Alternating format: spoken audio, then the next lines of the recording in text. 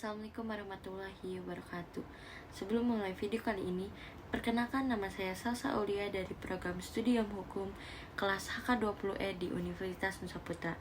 Nah, dalam video kali ini, saya akan menjawab tugas mata kuliah Hukum Tata Negara di dalam sesi 6 tentang di antara konsep negara federal dan negara kesatuan.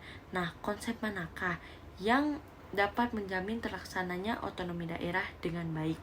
Nah, di dalam pendapat saya menjawab tentang hal tersebut adalah konsep negara kesatuan. Karena apa? Pemilihan susunan negara tertentu merupakan hal yang penting dalam negara konstitusional. Nah, pada negara kesatuan itu, selain kewenangan yang harus dilakukan oleh pemerintahan pusat, maka urusan tersebut dilaksanakan oleh pemerintahan daerah. Nah, negara kesatuan itu negara yang diorganisir di bawah suatu pemerintahan pusat.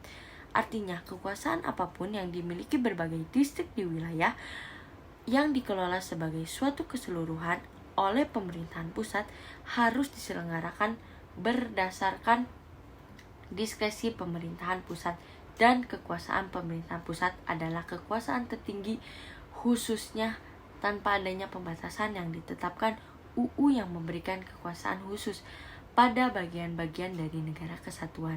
Nah, konstitusi pada negara kesatuan tidak diatur secara detail mengenai pembagian kewenangan dan konstitusi karena pada prinsipnya seluruh kewenangan berada pada pemerintahan pusat.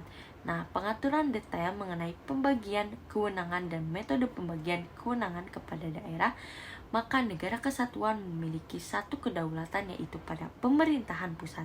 Nah, wilayah yang luas menyebabkan diadakan pembagian wilayah di mana berbeda antara hubungan antara kekuasaan federal dengan negara bagian bersifat ketatanegaraan.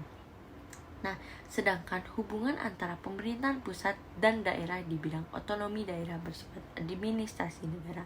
Nah, hubungan antara pemerintahan pusat dan daerah di bidang otonomi bersifat administrasi negara berarti bahwa hubungan antara pemerintahan pusat dan daerah berkaitan dengan fungsi pemerintahan, di mana UU menetapkan berbagai fungsi pemerintahan yang merupakan urusan rumah tangga di dalam daerah. Nah, dalam negara kesatuan hanya fungsi pemerintahan saja yang eksekutif yang dipencarkan kepada satuan-satuan otonomi daerah.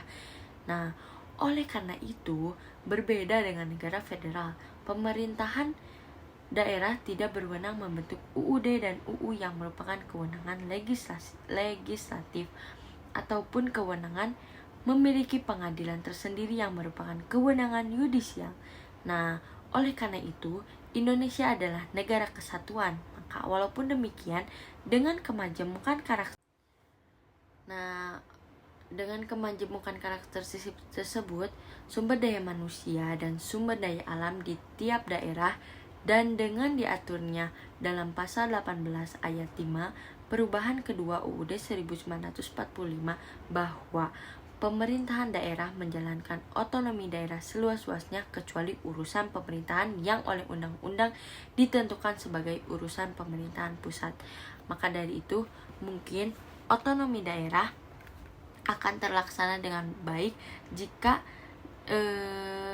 menggunakan konsep negara kesatuan. Mungkin itu saja jawaban dalam mata kuliah Hukum Tata Negara. Mohon maaf bila ada kesalahan. Wabillahi taufiq wal hidayah. Wassalamualaikum warahmatullahi wabarakatuh.